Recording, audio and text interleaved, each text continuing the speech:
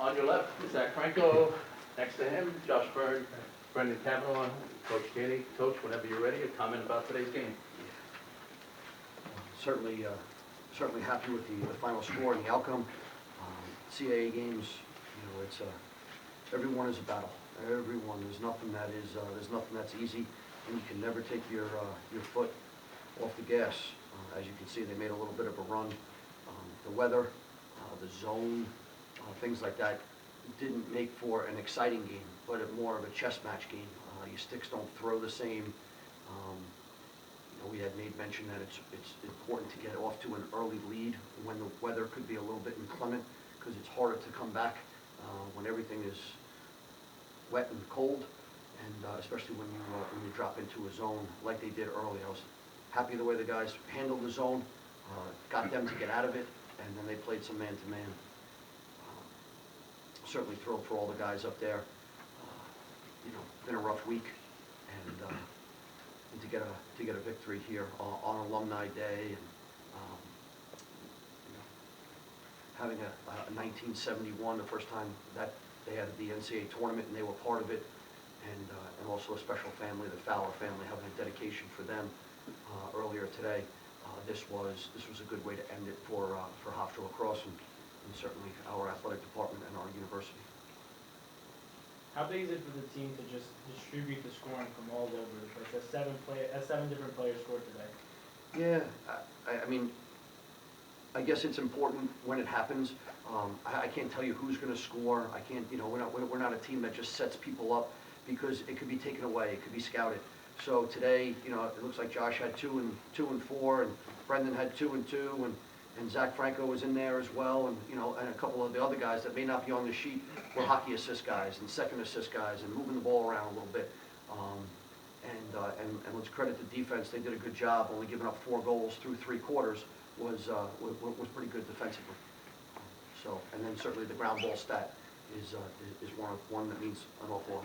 Yes, sir. Yeah. Well, for Josh, how important was it securing a victory today, because you lost your CAA opener, and it would be really tough going 0-2, entering your final 3 games? Obviously, I mean, it was pretty big. No matter what, we felt like we had our backs up against the wall a little bit, and from here on out, we're going to play just everything into it. That being said, I think our offense did a really good job of not really caring who scored. Just like Coach G said, there's a lot of guys who don't exactly get the points, but they set up the play before that. I think it worked out for them,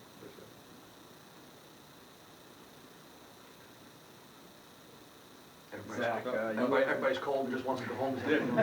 Pretty much. Zach, a good game for you. You're not always on the stat sheet. So what was it like getting out there and just contributing today? I mean, anytime you get on the field is a good day. So I was mainly out there on EMO, so just trying to put myself in a good position, putting myself in the passing lanes. Josh, I'm pretty sure, had had the assist for my goals, so just making sure I'm in his eyes, getting in the lane, and just bearing him when I get my chance. So Zach's done a great job in practice, and I'm proud of him. Stepped up. Being good in practice and being good in the games is two different things, and he did a good job today. For Brendan, having the 71 team out there, was that any inspiration for you personally or for the team?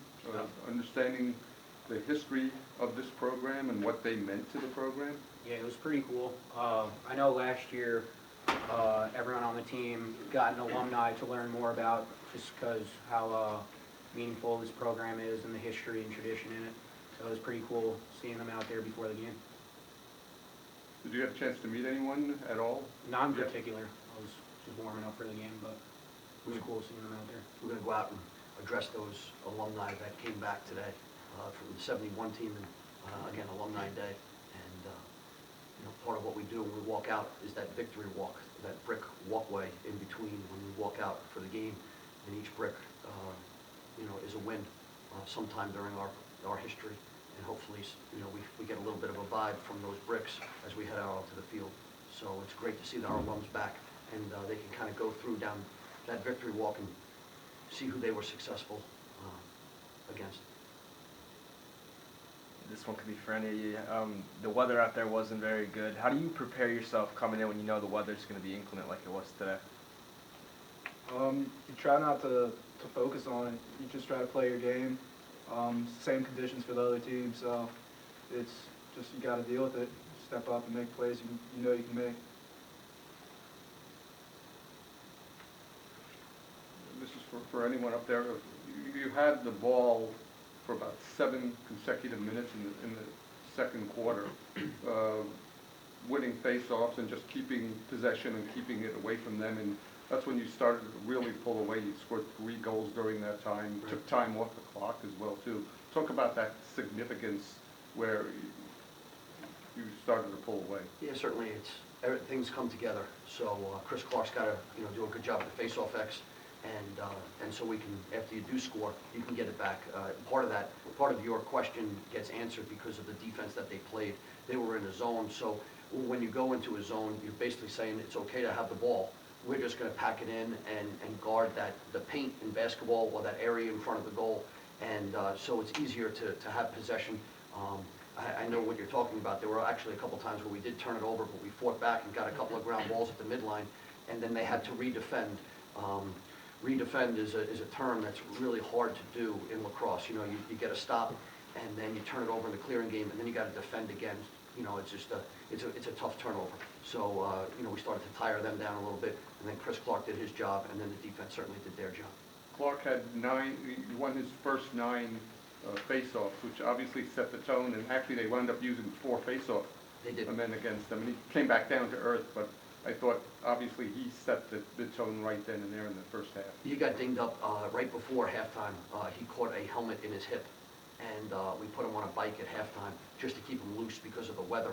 And so they started to when they faced off number 40, their long stick midfielder, and that's another sign that they're just saying, okay, you're going to maybe win the clamp. We're athletically going to try to just get the ball, and a couple times it got caught up in the stick, and we didn't get it out further enough that our wingman could pick it up. Any other questions? Next one. For Josh, I see that you tend to shoot from behind the back. I don't know necessarily what that's called, but is that a matter of just style, or does that make it easier for you? I think it depends on where I am in the field. It's kind of a thing I learned when I was growing up. Something to increase your angle when it feels like you have no angle. Nothing really special to it. Just something that I have in mind. Did any of those go in? No. Just checking. Any other questions? Thank you.